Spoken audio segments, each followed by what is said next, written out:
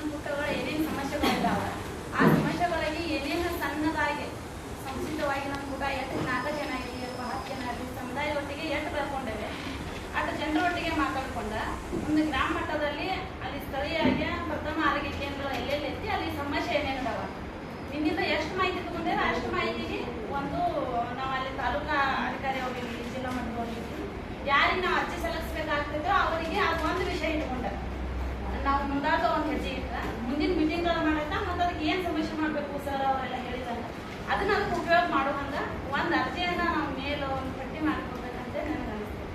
ಯಾಕಂದ್ರೆ ಅಷ್ಟು ತುಂಬಾ ಸಮಸ್ಯೆಗಳು ಇದಾವೆ ಅಲ್ಲಿ. ಈಗ ಸಮಸ್ಯೆ ಇಲ್ಲ ಅಂತಿಲ್ಲ, ಆ ಸಮಸ್ಯೆಗಳನ್ನ ಈಗ ಹೆಂಗಿದ್ರು ಕನೆಕ್ಟ್ ಮಾಡೇವೆ.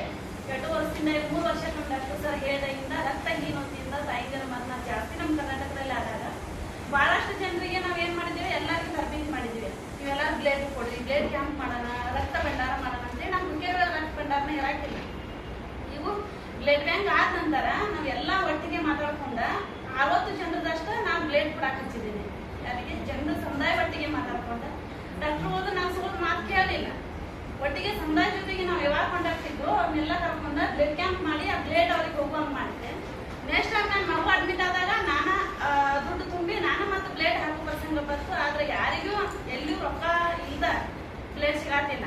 ಆಮೇಲೆ ನಮ್ಮ ಕಡೆನ ತಗೊಂಡಿದ್ದು ಏನ್ ಮಾಡ್ತಾರೋ ಅನ್ನೋದು ನನಗೆ ಅದೊಂದು ದೊಡ್ಡ ಭಯ. ಏನ್ ಮಾಡ್ತಾರೋ ಇದನ್ನ ಹೋದ ಯಾರಿಗೆ ಕೊಡ್ತಾರಪ್ಪ, ಯಾರು ಬಡವರು ತಿನ್ನಾಗಿ ಹೋದ್ ಒತ್ತೆ ಇರ್ತಾರ, ಕೊಳಗಿನ ತಾಯಿ ಒತ್ತೆ ಇರ್ತಾರ, ಯಾವುದೋ ಪ್ರಸಂಗವಾಗಿ ಆ ಬ್ಲೇಡ್ ಹಾಕಿ ಹಾಕ್ತಾರ ಅವರಿಗೆ. ಮತ್ತು ಗಂಡಗೆ ಆರಾಮಿಲ್ಲ ಅಂದ್ರೆ ಹಿಂದಿಗಡೆ ಬ್ಲೇಡ್ ಕೇಳಿದ್ರೆ ಆಗಿ ಬರೀ 9, 8 ಫೈಟಿಂಗ್ ಆಗ್ತಿರ್ತಾರೆ. ಯಾಕೆ ಕೊಡಕ್ಕಾಗೋದಿಲ್ಲ, ನೀವು ಕೊಡ್ರಿ ನಾವು ಹಾಕ್ತೇವೆ, ಇಲ್ಲಂದ್ರೆ ರೊಕ್ಕ ಕೊಡ್ರಿ ತಗೊಂಡ್ಬನ್ನಿ ಅಂತ ಹೇಳ್ತಾರೆ. ಇಂಥವೆಲ್ಲ ಸಮಸ್ಯೆಗಳದಾವ. ಅಲ್ಲಿ ಯಾವ ಸ್ವಚ್ಛತಾ ಇಲ್ಲ ಅದ್ರ ಬಗ್ಗೆ ಸಮಸ್ಯೆಗಳದಾವ.